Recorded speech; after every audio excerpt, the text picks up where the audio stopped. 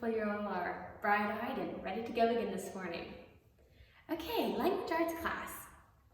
Language Arts Lesson 8 is what we're working on today. But before we get started, let's go over some things that we have learned. Okay, what did we learn yesterday? What are the two special endings that we learned about yesterday? They were OST and OTH. What did those say? OST says ost, and OTH says oath. The word to. How do we know when to use TO? How do we know when to use TWO? TO means an action, doing something. TWO is the number, how many. It's telling us how many something is. What do we do to the root word when we are adding a consonant suffix? When we are adding a consonant suffix, we keep the E and just simply add the suffix. When we are adding a vowel suffix, what do we do to the root word? When we are adding a vowel suffix, we're going to drop the E and then add our vowel suffix. What letters need to be capitalized? Remember, the names of people, the names of pets, the names of God, the beginning of every sentence, and the word I always needs to be capitalized. What sound does OI and OY make? What sound does OI and OY make? Okay, OI and OY says oi, and how do we know when to use them?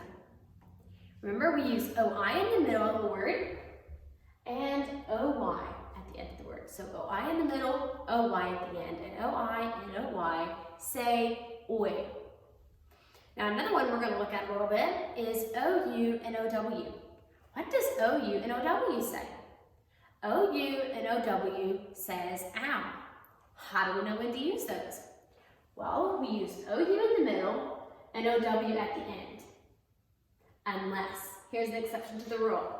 Unless the word ends with an L or an N, we use OW in the middle as well. So the rule for that is OU in the middle, OW at the end, unless the word ends with L or N. Okay. So, why don't you open your books now to Lesson 8, and we will go over our lesson. Today we're learning a little bit about synonyms. Now, synonyms is a big word, and it's a word that's kind of hard to say. So why don't you say that word to yourself a few times and get very familiar with it. Synonyms. Okay? Say that word to yourself, and then we'll talk a little bit about what synonyms means. Synonyms are words that mean pretty much the same thing. So words like happy and glad, they mean the same thing. Big and large, again, they mean the same thing. Small and little. So let's look at a sentence. So what if we were talking about an elephant? We could either say the big elephant, or we could say the large elephant. They both tell us that that is a huge elephant, or it's a big elephant. They tell us the same thing. If someone would tell you that, they could tell you either of those two things, and in your mind, you would kind of picture the same thing. You would picture a big, huge, large elephant. So that is what synonyms are. Synonyms are words that mean pretty much the same thing, such as cool and chilly. They're both kind of cold, kind of chilly. So yes, they mean the same thing. Happy and glad, small and little, big and large. So words that mean the same thing, kind of the same thing. So in part A, it says, match the words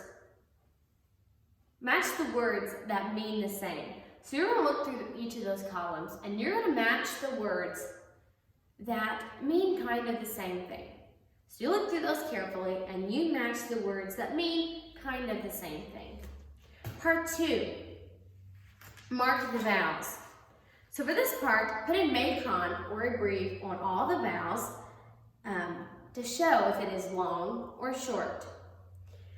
Time words.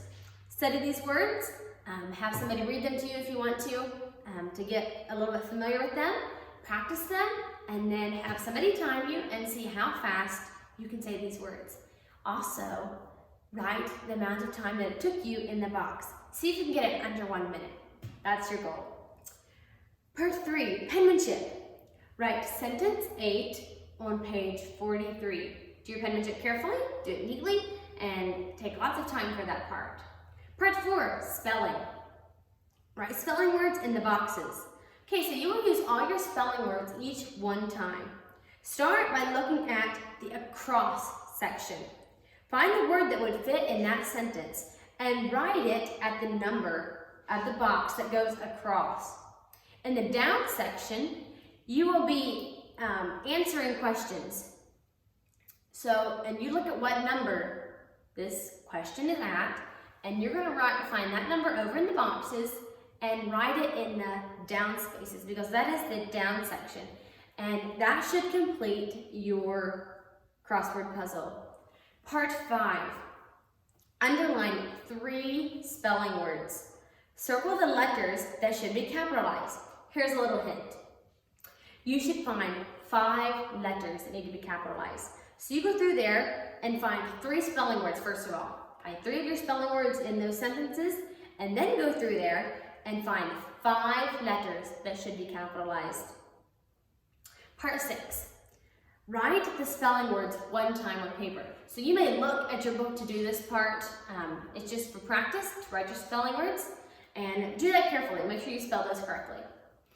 Now, this is embarrassing on your teacher's part, but amidst everything, I forgot to send home your quizzes for this lesson. You were supposed to do a quiz 2 with this lesson, and I forgot. So that is my bad.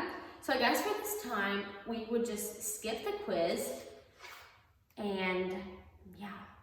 So I really apologize for that, but I'm still going to have you do your spelling words. So why don't you have your moms give you your spelling words just like we would do on our quizzes at school. So practice them a little bit, have your mom give those to you, and do those by memory. So we do have a little bit of a shorter lesson today due to the fact that I forgot your quizzes. So enjoy your little break, I guess.